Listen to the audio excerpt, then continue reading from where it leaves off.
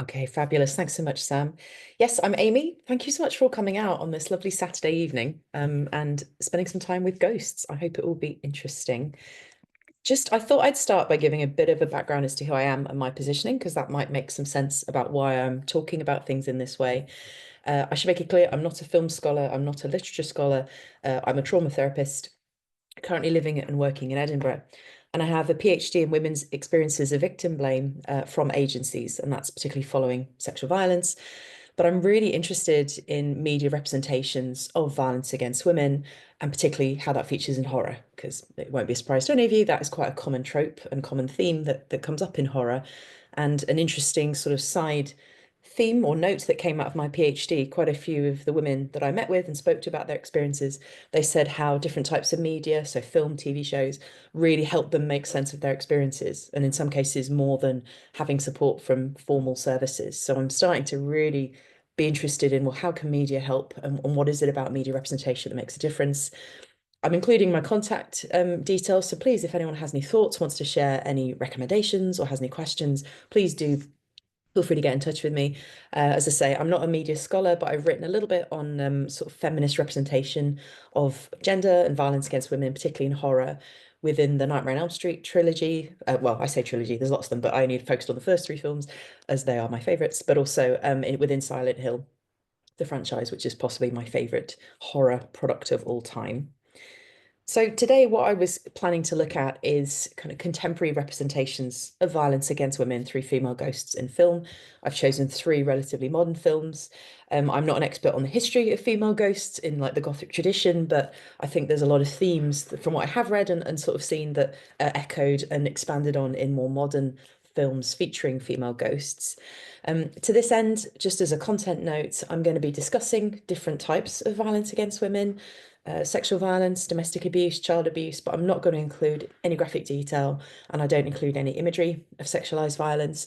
I have got a couple of film clips, and particularly from the Autopsy of Jane Doe, those clips are quite gory and do feature nudity, but it's not sexualized violence, so hopefully it will feel okay. And I'll give a little content note before each film clip about what it's including.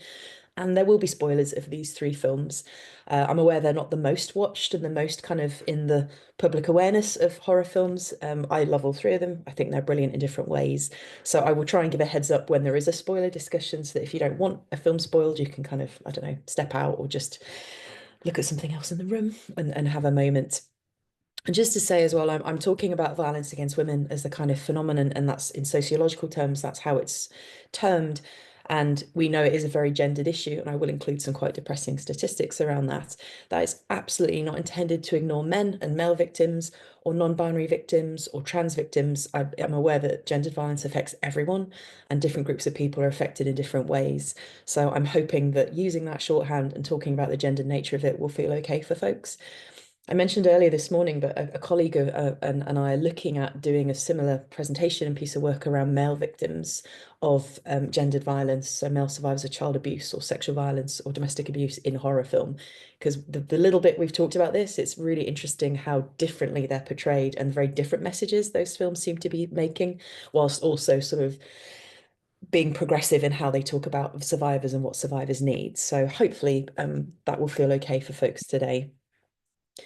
So to start with some really depressing statistics, apologies this close to Christmas, but these are the realities that we live in at the moment. Violence against women, or violence against women and girls, as some people call it, is really a very prevalent phenomenon. The World Health Organization estimates 1 in 3 women worldwide will experience some form of gender-based violence in their lifetime.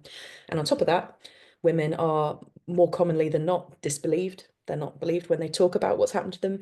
They're dismissed, disrespected in different ways. They're often blamed. And that can be from friends, from family, from services, but also from the media. You know, a lot of the messaging out there is not particularly positive about survivors.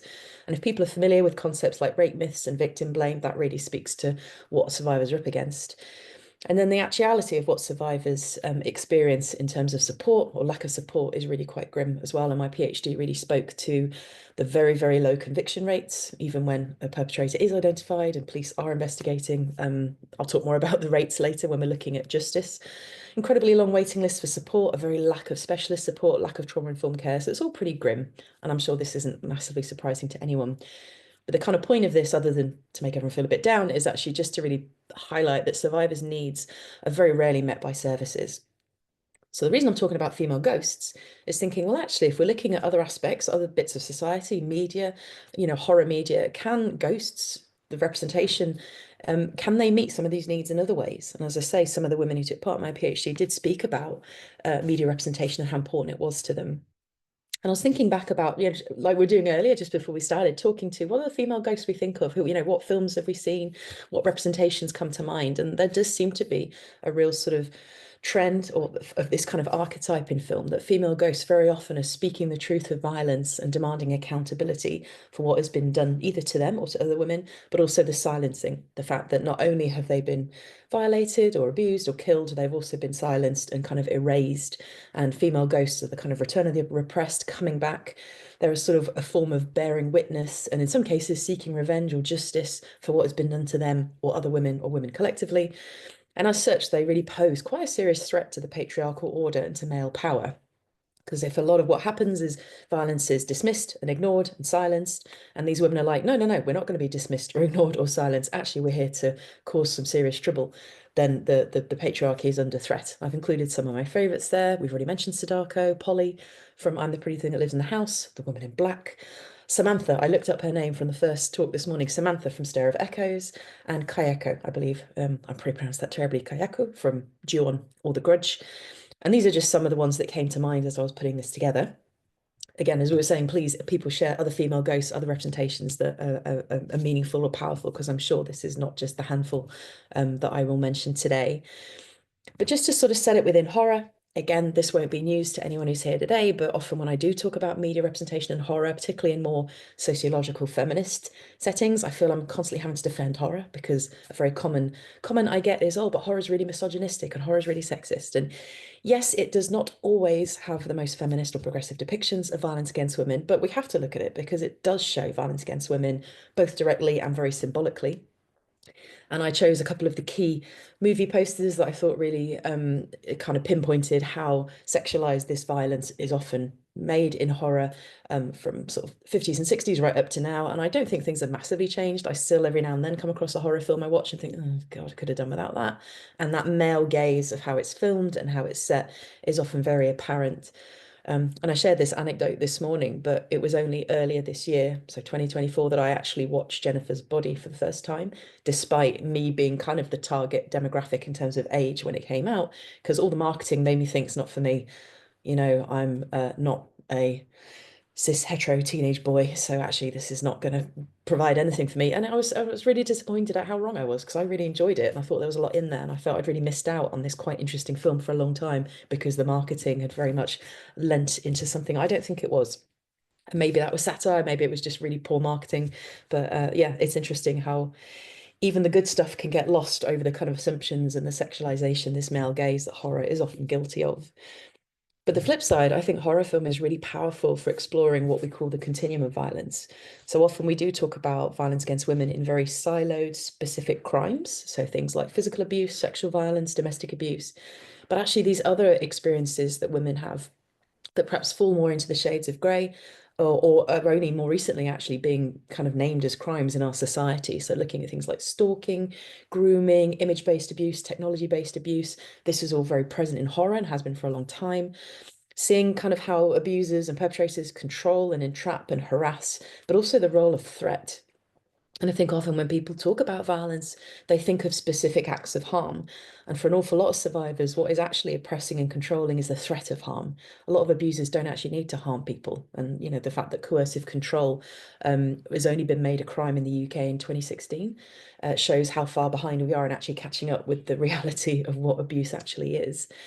But also this societal response to when women try and speak about abuse and of not being believed, being silenced, being blamed. And horror's also done a really good job over the years of touching on, the experiences of misogyny, sexism, intersectional oppressions. I think Silence of the Lambs, I think, is such a great film. Not completely, it has a lot of problematic stuff in there, particularly around sort of pseudo-trans representation, but looking at how Clarice Starling tries to navigate this really difficult man's world as a woman is fascinating and feels quite groundbreaking from the 90s. So it's obviously it's hard to sit with some of the uncomfortable stuff that really hasn't dated well and wasn't good at the time, but actually it does have a lot to say. And earlier horror films, one of my favorites is 1974's Black Christmas, and that is so progressive, talking about relationship control and violence, abortion, sexual freedoms, all kinds of amazing stuff. So I think horror's always been good at this. But another thing it's good at is really showing how institutions and authorities are kind of part of the problem, both in terms of failing to prevent violence, but then also failing to protect survivors after violence. And again, it shows this at both individual levels, the kind of inept cop, the sort of evil psychiatrist, but also the structural levels, that it's actually the systems themselves and institutions that are a problem. And again, I use Black Christmas as an example, where you've got in the first picture there the sort of the police officer in the blue shirt who's terrible. Bless him, maybe he's trying, I don't know, but he's rubbish. He's dismissive, he's awful. He doesn't listen to these women who are saying again and again, something's happening, we're in trouble. And then you've got John Saxon, who's kind of the better detective, the police officer who does seem to care and he does seem to listen and take it seriously, but he's still not able to stop all the women being murdered and the perpetrator getting away, depending on how you read the ending. I obviously go for the most depressing reading of that film, but I do think that's what it's telling us. So it says, even at their best, they're inept and they can't stop this from happening. Again, looking at Dewey in Scream, lovely guy, terrible cop, I would argue. But at the worst, they actually replicate and allow the abuse and violence of women to continue, often through whole franchises as well. So I added this as a thought because some of the conversations we had, I'm interested in the kind of counterpart of male ghosts. And I was trying to think about what are some of the kind of male ghosts that I can think of in horror film. And are they similar? Do they sort of reflect patriarchal inequalities and gendered violence? And what the ones I could think of, they all seem to be abusers. The ghosts themselves are abusers who have come back to keep haunting and taunting victims or pseudo victims. I'm thinking of Hugh Crane from the Haunting remake, not the original, but The Bride in the Insidious films. I don't know if people are familiar. These are quite deep cut films. There's one called Lovely Molly, where she's haunted by, I think it was her, either her abusive father or grandfather. And then there's 100 Feet, which is Famke Janssen plays a domestic violence survivor who is, through an ankle tag, is kept within 100 feet of her home, and her abuser has killed himself, I think, and he's haunting the home. So she's stuck in the home with the ghost of her abuser. You could argue, even though he's not technically a ghost, the Invisible Man in the 2019 film, Lee Wannell's version of that film, there's a lot of ghost-like haunting. Even Freddy Krueger, I guess we can say, is the ghost of a child abuser who comes back and continues abusing children. So I'm interested in what this tells us about patriarchy. And that, as I say, my friend and I are going to look at male victims as well and look at that in a bit deeper. What about male victims who are haunted by ghosts? How does that sort of reflect? So I just wanted to throw that in there as a bit of a question mark. I'm going to start with the first clip. This is the introduction, the opening scene to 2019, no, 2009, sorry, Lake Mungo, an Australian mockumentary film. And I was trying to find the actual film so I could stream the proper beginning, but unfortunately I couldn't get hold of it. So this is off YouTube. So for some reason it has Italian subtitles, but it is in English. It's quite a short clip. I don't think there's anything particularly horrific in it. It's just setting the scene.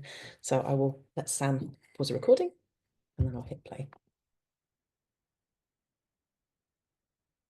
So that was the opening scene to Lake Mungo, which is a mockumentary. For anyone who hasn't seen it, it's the story of 16-year-old Alice Palmer, who at the start of the film, she drowns in what seems to be a terrible accident at a lake when she's with her family. And the rest of the film is following her family as they're trying to come to terms with the grief and the loss, but also make sense of what actually happened to Alice. And whereas a lot of people who've spoken about this film critically and kind of analysed it do see it as very much about grief and loss, and I think it is, and trauma, one thing that really jumped out to me was how much this reflects the experience of survivors, particularly of childhood abuse, who are trying to speak out. And I think Alice, that first quote that we hear in that clip, is Alice herself speaking, saying, "I feel like something bad has happened. It hasn't reached me yet, but it's on its way."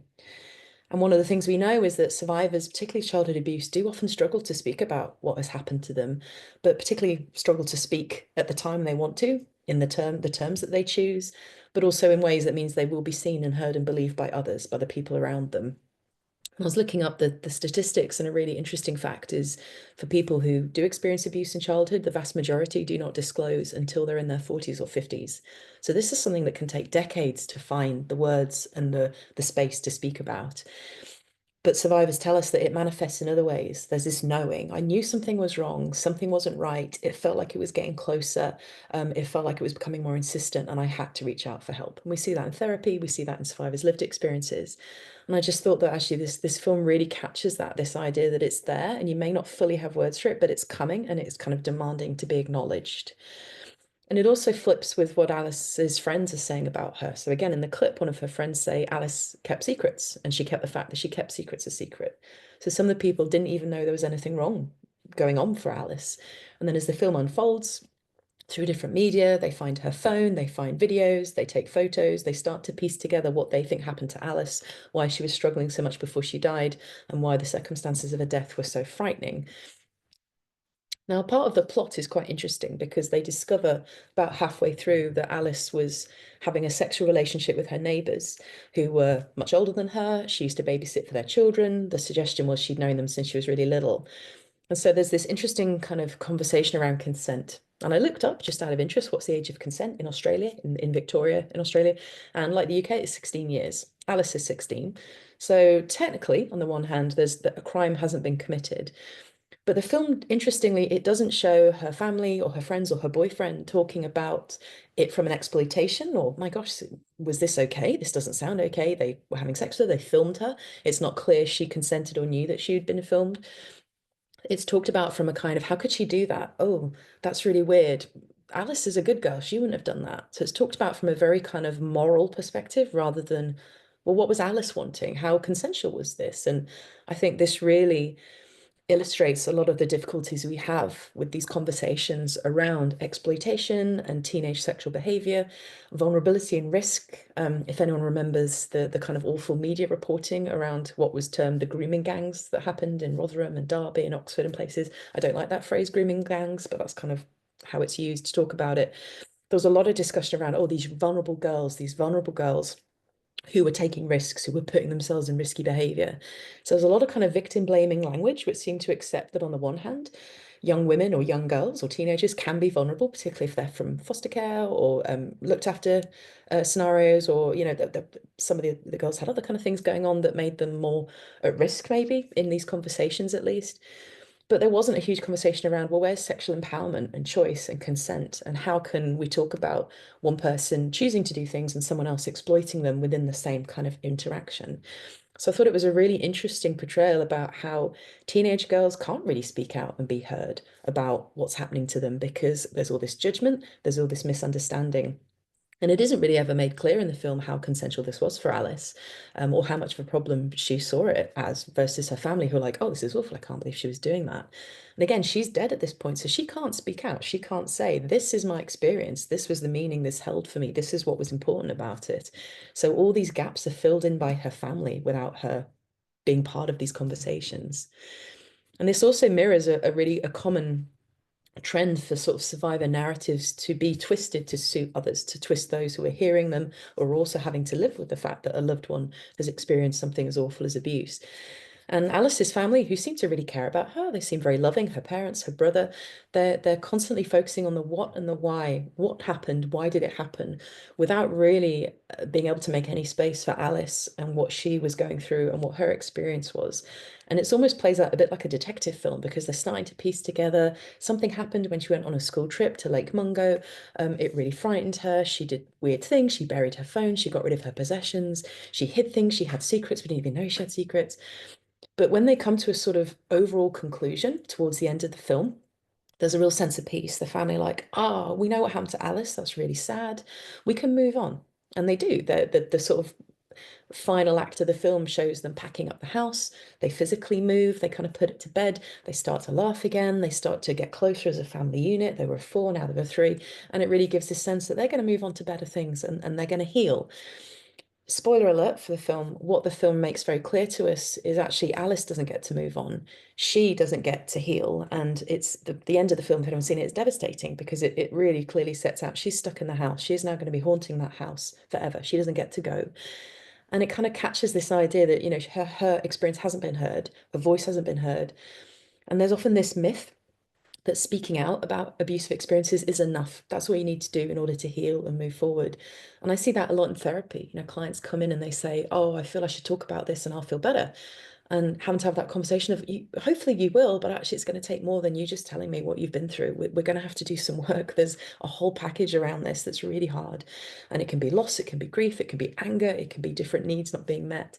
And poor Alice doesn't get any of that. It's literally her family are fine. Everyone in the town is kind of like, right, we know what happened. We can tie a nice bow on that and move on. And she's stuck haunting this house alone, is kind of how it's left. So it's a beautiful film. I think it's a really sad film, and it says an awful lot about the difficulty with survivors speaking out, and particularly younger survivors being heard, or having their experiences seen through their eyes. So if you haven't already picked up, I really like this film. Recommend go see it if you can, but be prepared, it is quite sad.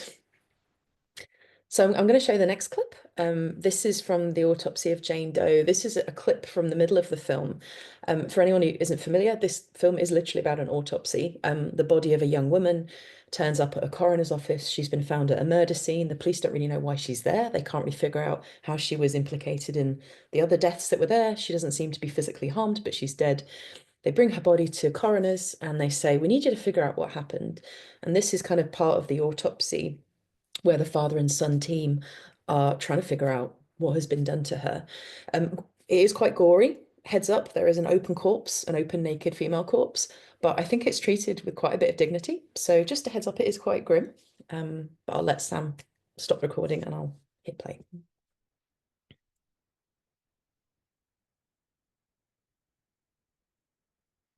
So as I say, this is a really interesting film because it does focus on Jane Doe's autopsy and her body as a site of evidence. So it's quite common in when survivors report any kind of sexual violence or domestic violence or abuse to the police, their bodies particularly become a crime scene and become a source of evidence. And this is really sort of represented, I think, in this because she's dead as well. There's no need to ask for consent. There's no need to explain to her what's being done. They can just do what they need to try and determine what was done, but also what was not done to her.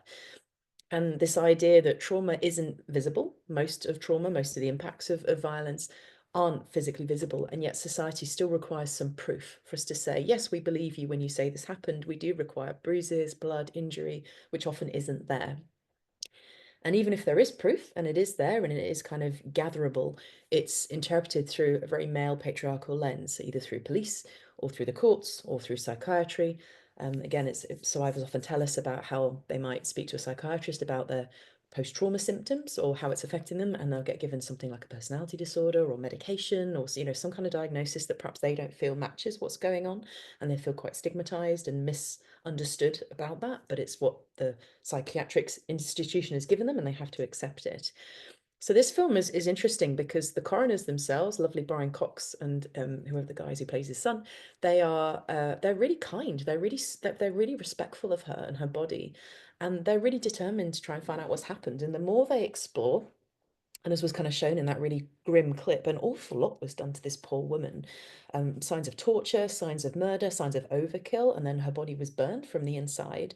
And they're like, what has happened? Why would anyone do this? And they're trying to piece together this puzzle. And even though she is a naked body on a examination table throughout the film, they do so respectfully, and as does the camera. So even though she's naked and the actress is beautiful and young, and it's not sexualized. It's, the camera doesn't sort of caress her body in the way you would typically expect it to, which I find, again, whenever I watch this film, I think it's so refreshing. My goodness, there's been a naked woman on screen the whole time, and I've never sort of thought, ew, why is the camera doing that? Leave her alone. But we see inside her. We see, her inside and out because it's an autopsy and it's really quite visceral. So there's a real dignity and a real respect afforded to her, but the coroners still have to violate her body, open her up, look at everything in depth to try and prove or figure out what was done to her. And what's really interesting, I don't know if anyone's familiar with the podcast, The Faculty of Horror. It's one of my favorites. One of the hosts of that, she describes the Autopsy of Jane Doe as a secret witch movie. Because what happens halfway through is they realize, oh, she was, it looks like she was tortured and murdered in the traditions of a witch, that this was about punishing her, but also sort of those elements of protection to try and strip her of her power. So, but this is modern America. This doesn't happen. Why is this body here? And interestingly, this ghost, because Jane Doe is, I guess, essentially the ghost of a witch. She doesn't have a voice. At no point does her body reanimate. I kind of was expecting her to sit up and get off the table and sort of chase them around, but she doesn't. She remains a corpse the whole way through. But she has power. She is able to control things. She changes the weather. She animates another corpse, and that's a really terrifying scene. But also, she can create the trauma that she's been through within other people. So she makes the coroners feel what was done to her, the injuries she suffered, she inflicts on them. And so there is no space for interpretation. She's like, oh, you want to know what happened to me? This is what happened to me. There you go. Feel it? Yep, that's what I went through. And Brian Cox's character concludes at some point, she wasn't a witch because witches weren't real. You know, the witch hunt was the oppression of the innocent. But what was done to her has made her into a witch. The pain and the rage and the injustice has actually given her power. And now she is a witch. There's a real kind of irony about Jane Doe became a witch because people thought she was a witch and tortured and killed her. And it made me think of this really interesting art exhibition that I saw recently in Scotland. Caroline Sutton, I think her name is, was the artist who created these beautiful dresses out of cloth that was embroidered with the words that were used to condemn witches during the Scottish witch trials. And the art exhibition was called Witches in Word, Not Deed.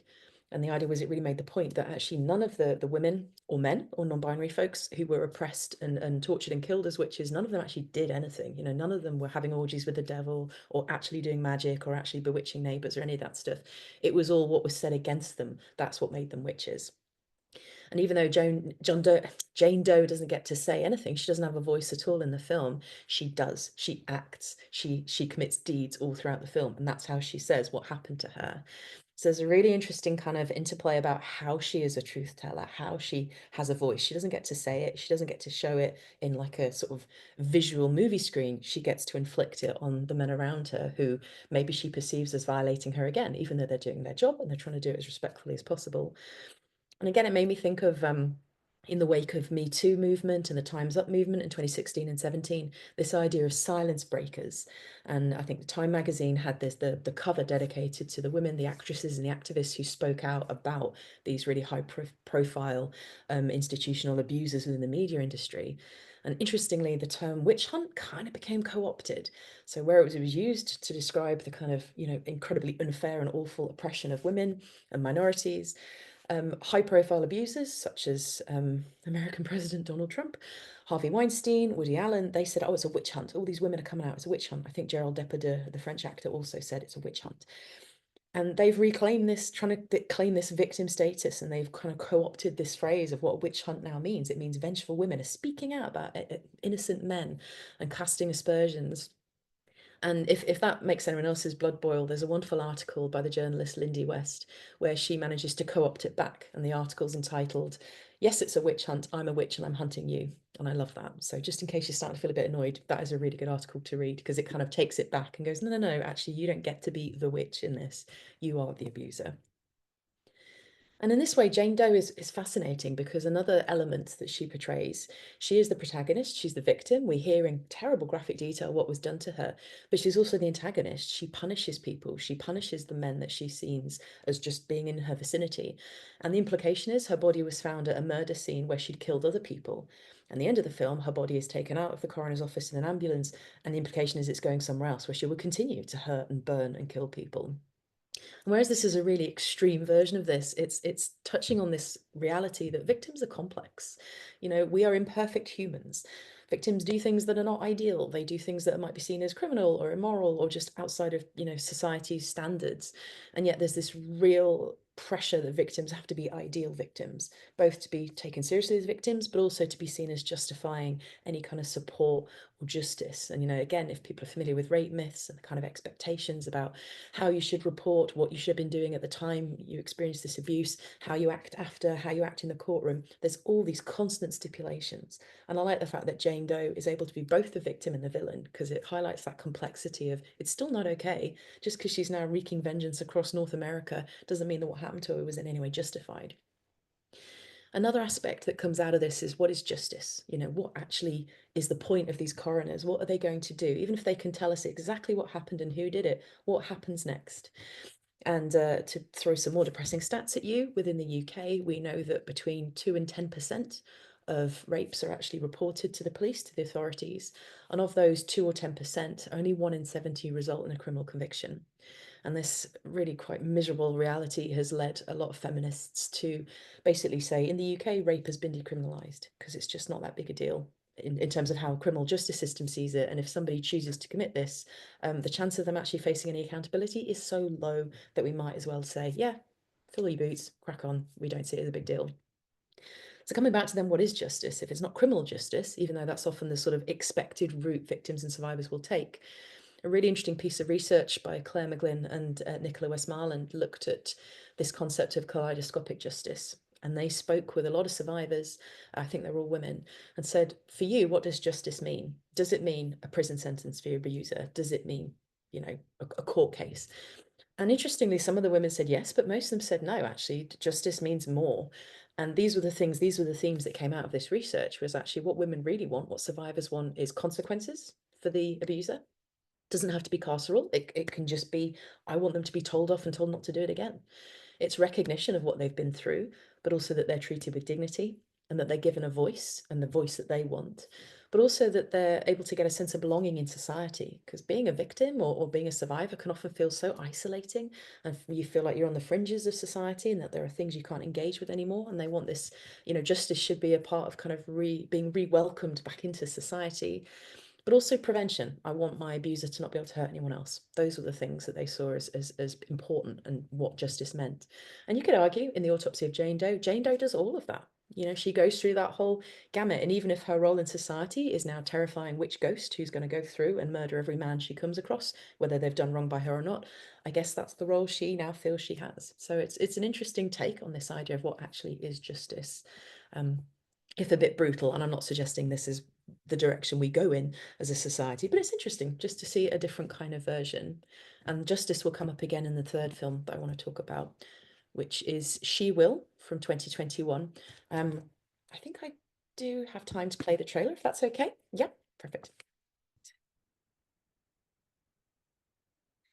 So this film follows Veronica, played by the incredible Alice Krige, who is an older woman. As you can see, she's kind of in her late 60s. She goes to this wonderful retreat in Scotland because she's recovering from breast cancer. And she goes with a younger carer who they have a bit of a fractious relationship at first, but throughout the film they kind of come to understand each other. And Veronica's story is that she was a child actor. She was sort of tipped to be this incredible acting force, and she was in a really kind of revered art house film with this amazing auteur director played by Malcolm McDowell, who's basically Roman Polanski. He's an incredible avatar for that, but the film is not shy about this is Roman Polanski. And it comes out that he abused her while filming this. And then in the wake of that, she left acting. She derailed her career and went into a bit of a reclusive sort of artistic life, whereas his career just flourished and flourished. And at this point, he's receiving some amazing Lifetime Achievement Award. So one of the themes this film really speaks to is around, again, the Me Too movement and the media industry, and this idea of who has power within the sort of film making sort of context. And we've seen a lot of people speak about this. Directors have the power. Often white male directors have the power to end a career, to threaten ending a career, and there's a lot of gaslighting. I think it comes across in the clip, but Malcolm McDowell's character keeps saying, "But you are my special girl. You are my muse." It's horrible. It is really gross, and it's shown as gross. It's not shown as this romantic, lovely kind of glossed over thing. And there's a real rewriting of history, because what happens while she's at the retreat is she learns that it's set in Scotland, and this was where a lot of Scottish witches were burned, and their ashes have kind of mixed in with the peat. And people talk about this in a very jovial way. Oh, it's really good for art and it's really good for healing and all this. But she connects with the peat. She sort of connects with the soil, and something inside her ignites. And this anger and this rage and these memories of what she went through kind of erupts and comes out. And it's very much implied that the ghosts of the witches who died are kind of traveling through her trauma and seeking some kind of justice, vengeance. I won't ruin it, but if you're looking for vengeance, it's a good film. It's quite satisfying in that way. And again, following Veronica, it shows us this kaleidoscopic justice again. She's gone there looking for healing, both from her experiences of abuse as well as from her breast cancer.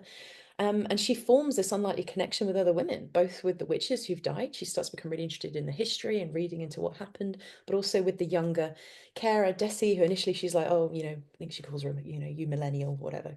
Maybe Gen Z, I forget. But, she's very dismissive of her. And Desi's like, oh, gosh, I've got to look after this woman. And she's all pain in the bum. They find a way, actually, quite powerfully, while Desi's grappling with her own experiences of abuse, Veronica sort of really steps up and they connect.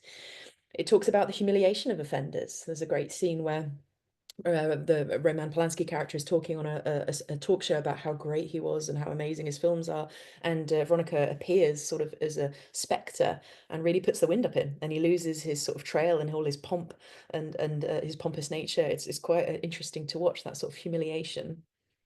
And again, there's a lot about being heard and being seen and the truth coming out and trying to find a sense of peace and belonging through that.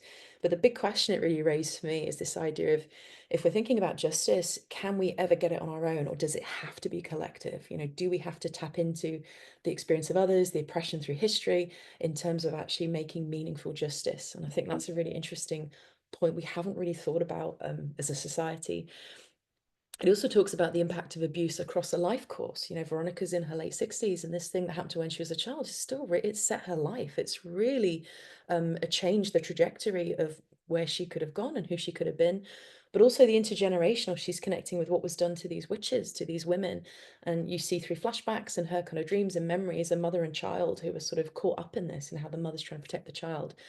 And she has this great phrase when she's speaking to Desi about Desi's own difficult experiences with a man: you've got to wash the bastards out of you. And I just love that phrase. It feels like such a call to arms across the generations as well. And it made me think of a quote from a book I'm reading at the moment called Haggitude by Sharon Blackie, which is it's a wonderful book that's really reclaiming the sort of status and power of being an older woman. And she talks about the witch wound, which is this idea of a kind of psychological wound in our collective conscious that women, and I'd argue a lot of men and non-binary folks and trans folks as well, have, that prevents us to fully and fearlessly embody the person we ourselves should be. And Sharon Blackie really speaks about kind of embracing that wound, but also embracing the collective nature of it and finding the kind of community justice sort of sense. Whereas at the moment, being a survivor, being a victim is very much an individual process. You go and report, you go and have therapy, you go to court. You know, there isn't that kind of big community sense of like, well, where's the outrage from everyone else? Where is society rearing up and going, this is not all right. We've got your back. We are behind you. And a final point that I thought was really interesting: not only does this film show an older survivor of child abuse, which is very rare to see, but actually it challenges this horror trope of older women in horror being monstrous. And so often we see this, you know, aging in a woman is the threat, is the horror. Not so much in men. It is again very gendered. But as a survivor, both of abuse and cancer, Veronica is shown as incredibly beautiful, dignified. She's independent, she's thriving, she's strong, she's creative, but she's also very defensive. She's guarded, she's, you know, she's protective. And I think that's really powerful and empowering to see.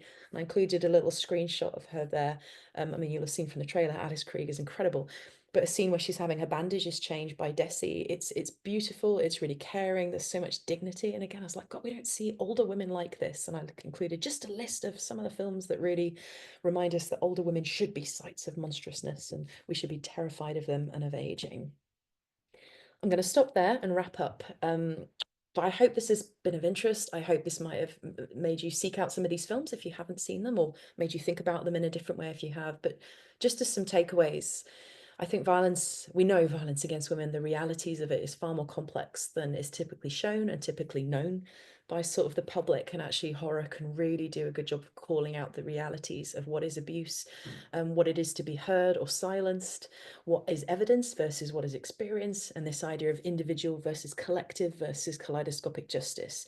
And I think these are representations we don't see in other places. You know, even like things like crime, true crime media, crime drama, go follow down the very set sort of statutory routes, whereas horror can kind of go all around the place and show us different wonderful realities. And I'd argue we need female ghosts to continue challenging this patriarchal order. So it's a little bit of a call to arms, and hopefully we'll see more awesome female ghosts in horror.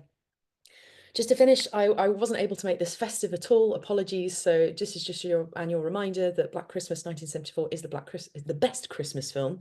I will not be taking any questions or comments on that. So do watch it if you haven't seen it, or if you haven't seen it yet this year. It is awesome and incredibly feminist for a 1974 film as well.